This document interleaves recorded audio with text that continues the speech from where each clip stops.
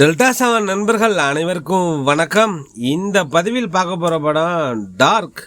உலகம் முழுவதும் பல ஹாரர் த்ரில்லர் திகில் படம் வந்தாலும் ஹாரர் மூவிக்குன்னு ஒரு ரசிகர் கூட்டம் இருக்குது.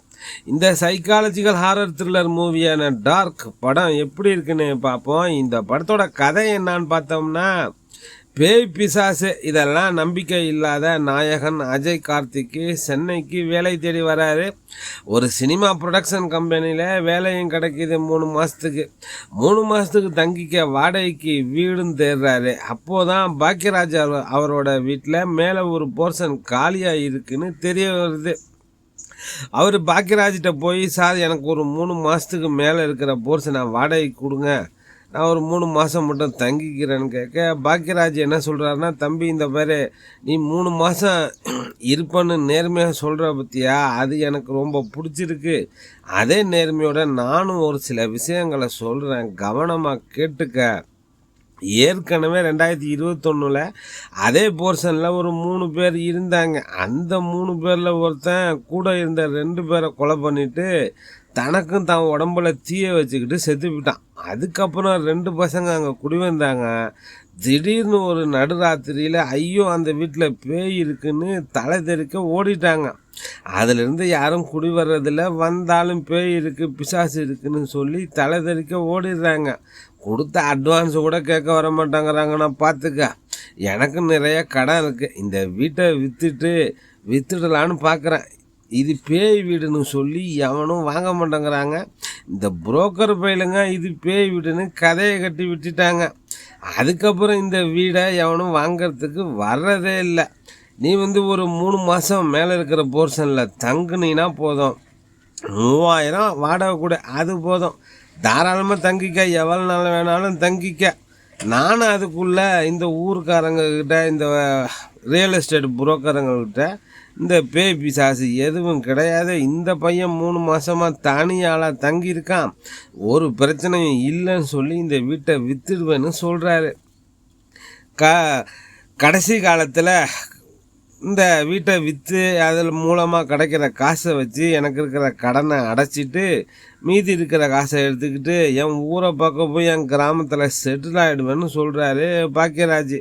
கதாநாயகனும் சரி ஓகே, நமக்கு என்ன இந்த 3000 ரூபாய்க்கு இந்த இடத்துல வீடு கிடக்கிறது சாதாரண விஷயம் இல்லை, கிடைச்ச சந்தர்ப்பத்தை பயன்படுத்திப்போம்னு சொல்லி உடனே இந்த வீட்டில் குடியேறாரு. வீட்டு உரிமையாளர் பாக்கியராஜுக்கு உதவுன மாதிரியும் ஆகிட்டு, நமக்கு கம்மியாக வாடகையும் கம்மியான வாடகையில் வீடு கிடச்சிருக்கு.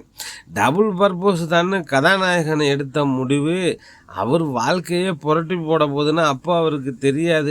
அவரே எதிர்பார்க்காம அடுத்தடுத்து அரங்கேறிய சம்பவத்தால், அதாவது வாடகைக்கு வந்த இடத்துல பல்வேறு அமானுஷ்ய விஷயங்கள் நடக்குது. அதில் சிக்கி கதாநாயகன் அஜய் கார்த்திக் படாத பாடுபடுகிறார். உடல் ரீதியாகவும் மன ரீதியாகவும் உளவியல் ரீதியாகவும் அவர் படும் பாடு அவருக்கு பேய் பயத்தை கொஞ்சம் கொஞ்சமாக அதிகரிக்க செய்யுது. நாளுக்கு நாள் பேயோட சேட்டைகள் இரவு நேரத்தில் அதிகரிக்கின்றன. அந்த வீட்டில் நடந்த அமானுஷ்ய சம்பவங்கள் என்ன, இறுதி கட்டத்தில் சரி செய்யப்பட்டு நாயகன் காப்பாற்றப்பட்டாரா இல்லையா என்பதே மீதி கதை. ஒரு கதையாக பார்க்கும்போது சாதாரண கதை தான், ஆனால் படமாக எடுத்த விதம் பிரமாதமாக இருக்குது. இந்த கதையை சிறப்பான முறையில் கையாண்டு ஒரு நல்ல திகில் அனுபவத்தை, ஹாரர் மூவியை படம் பார்த்த உணர்வை கொடுத்திருக்காரு அறிமுக இயக்குனர் கல்யாண் கே ஜெகன். சஸ்பென்ஸ் நிறைந்த திரைக்கதை படத்திற்கு பலமாக அமைஞ்சிருக்கு. நாயகன் அஜய் கார்த்திக், அவரும் அறிமுக நாயகன் தான், தனக்கு கொடுத்த வேலையை நிறைவாக செஞ்சிருக்காரு. கொஞ்சம் கொஞ்சமாக அவர் மனம் மாறும் இடங்கள் சரியான முறையில் காண்பிச்சிருக்காங்க.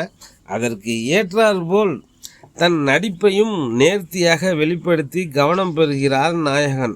ஒரு தைரியமான ஆள் கொஞ்சம் கொஞ்சமாக பயப்பட ஆரம்பிக்கிறது, அந்த டிரான்ஸ்ஃபர்மேஷன்லாம் ரொம்ப நல்லா பண்ணியிருக்காரு நாயகன். அப்புறம் இயக்குனர் பாக்கியராஜ் அவர்கள், அவருக்கு தெரியாது இது அவரின் கடைசி படம் என்று இருந்தும் தனக்கு கொடுத்த கதாபாத்திரத்தை சிறப்பான முறையில் வெளிப்படுத்தி குறிப்பாக இறுதிக்கட்ட காட்சிகளில் சிறப்பாக தன் நடிப்பை வெளிப்படுத்தி கவனம் பெற்றிருக்கிறார். படம் பார்க்கும் ரசிகர்கள் அவரின் கடைசி படம் என்பதாலேயே மிகவும் ஆர்வமாக உணர்ச்சி வசப்பட்டு பார்க்கும் நிலையை அவர் நடிப்பின் மூலம் ஏற்படுத்தியிருக்காரு பாக்யராஜ் சார். போலீஸாக வரும் நட்டி தனக்கு கொடுத்த வேலையை நிறைவாக செஞ்சுருக்காரு. நாயகி அஞ்சனா ஒரு வழக்கமான நடிப்பை எப்போதும் கதாநாயகிலாம் கொடுக்குற மாதிரி கொடுத்துருக்காங்க. மனோ ரமேஷோட மியூசிக்கு பாடல்களை விட பின்னணி இசை பிரமாதமாக இருக்குது. படத்திற்கு ஏற்றாற் போல் ஹாரர் த்ரில்லர் ரசிகர்களுக்கு திகிலான இசையை நேர்த்தியாக கொடுத்துருக்காரு. ஒளிப்பதிவு ரவி சக்தி. பேய் சம்பந்தப்பட்ட காட்சிகள், இரவு நேர காட்சிகள்னு ஒரு நேர்த்தியான ஒளிப்பதிவு. ஒரு சில குறைகள் இருக்குது இந்த படத்தில். லாஜிக் ஓட்டைகள்லாம் இருந்தாலும் ஒரு சைக்காலஜிக்கல் ஹாரர் த்ரில்லர் மூவி தான். பார்க்கணுன்னு நினைக்கிறவங்க பாருங்கள். டெல்டா 7 நண்பர்களுக்கு நன்றிகள் பல.